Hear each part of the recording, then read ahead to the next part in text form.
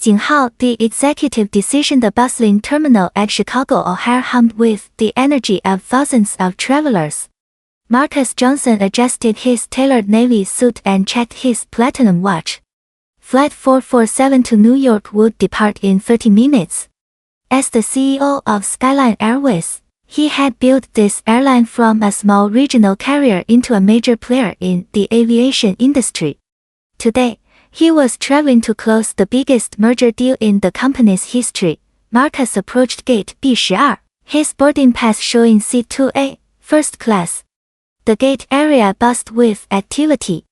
Business travelers typed furiously on laptops while families corralled excited children. He settled into a nearby chair, reviewing contract details on his tablet. "Excuse me." A sharp voice cut through the ambient noise. Marcus looked up to see a middle-aged white woman with perfectly styled blonde hair and designer sunglasses perched on her head. Her Louis Vuitton handbag swung as she marched toward him with determined steps. "You're in the wrong area," Karen Mills announced, her voice dripping with condescension. "First class is for paying customers only." Marcus raised an eyebrow but remained calm. "I'm sorry, I think there's been a misunderstanding." "Oh, there's no misunderstanding." Karen's voice grew louder, attracting attention from nearby passengers. "I know exactly what's happening here. You people always try to sneak into first class, hoping no one will notice." The gate area fell silent. Phones appeared, recording the unfolding drama. Marcus felt the familiar sting of prejudice, but decades of experience had taught him composure under pressure. "Ma'am, I have a valid first-class ticket," Marcus said evenly, producing his boarding pass. Karen snatched it from his hand. "R.A. That's my seat. You must have stolen this or forged it somehow." Flight attendant Jessica Chan approached hesitantly. "Is everything all right here?" "This man," Karen pointed accusingly at Marcus, "is trying to steal my first-class seat. I demand you remove him immediately." Jessica glanced nervously between them. "Sir, could I see your identification and boarding pass?" Marcus complied, noting the assumption in her tone. Around them, passengers whispered and recorded. A teenager live-streamed the confrontation to her social media followers. "See?" Karen's voice reached a fever pitch. "He probably bought that ticket with drug money or welfare fraud. These people don't belong in first class. They belong in coach, if they can even afford that." The crowd gasped. Security officers appeared, summoned by Jessica's discreet radio call. "Sir," the lead officer addressed Marcus, "we're going to need you to come with us."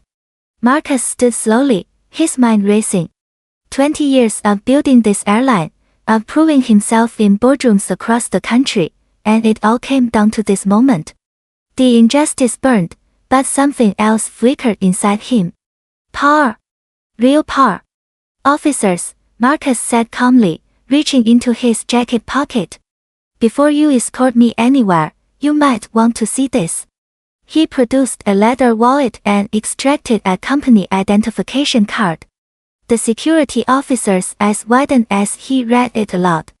"Marcus Johnson, Chief Executive Officer, Skyline Airways." The gate area erupted. Karen's face drained of color. Jessica's hands flew to her mouth in horror. The recording phones captured every moment of the stunning revelation. "That's right," Marcus continued, his voice carrying no authority.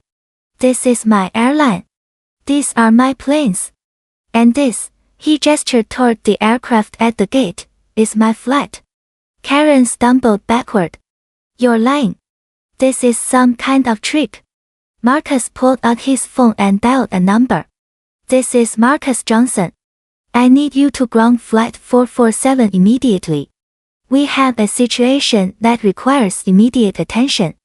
Within minutes, the gate agent's voice crackled over the intercom. "Ladies and gentlemen, Flight 447 has been temporarily delayed due to operational requirements." Marcus turned to the security officers.